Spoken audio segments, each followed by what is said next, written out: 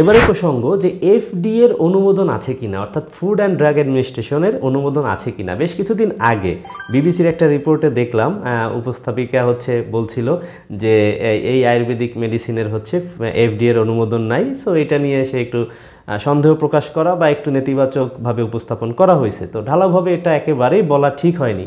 কেন ঠিক হয়নি তার প্রথম কারণ হচ্ছে বাংলাদেশের বাজারে এই যে এত শত ঔষধ, আমি যদি ইউনানি আয়ুর্বেদিককে ধরেও নেই এটার অনুমোদন নাই, এটা বাদ, তাহলে অন্যান্য যেসব সিস্টেম অফ মেডিসিন চালু আছে, অ্যালোপ্যাথিক মেডিসিনের যেই মেডিসিনগুলো আমরা বাজারে দেখছি, এগুলো সব মেডিসিনই কি এফডিএ এর অনুমোদিত?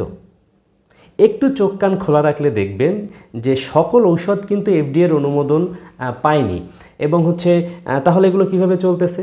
দেখা গেছে ইউরোপের একটা অনুমোদন, আলাদা অনুমোদন থাকতে পারে, আমেরিকার আলাদা অনুমোদন থাকতে পারে, আফ্রিকান আলাদা অনুমোদন, অর্থাৎ বিভিন্ন দেশের বা বিভিন্ন প্রতিষ্ঠানের স্ব কিছু রেজিস্ট্রেশন বা স্ব কিছু অনুমোদন থাকে, যেটা ওই আইএসওর মতো বিভিন্ন রকমের সার্টিফিকেট থাকে। তো এই ধরনের সার্টিফিকেট বা অনুমোদন নিয়ে কোম্পানিগুলো কিন্তু অসংখ্য মেডিসিন এই বাজার সয়লাভ করে দিছে। তো তখন কিন্তু আমরা এফডিএ এর সব কিছু নিয়ে ঘাটাঘাটি করতেছি না। তো এখানে কেন? যেখানে ওয়ার্ল্ড হেলথ অর্গানাইজেশন WHO এই সিস্টেমটাকে পেট্রোনাইজ করে সামনে এগিয়ে নিয়ে যাওয়ার চেষ্টা করছে, সেখানে এ ধরনের প্রশ্ন একেবারেই অবান্তর।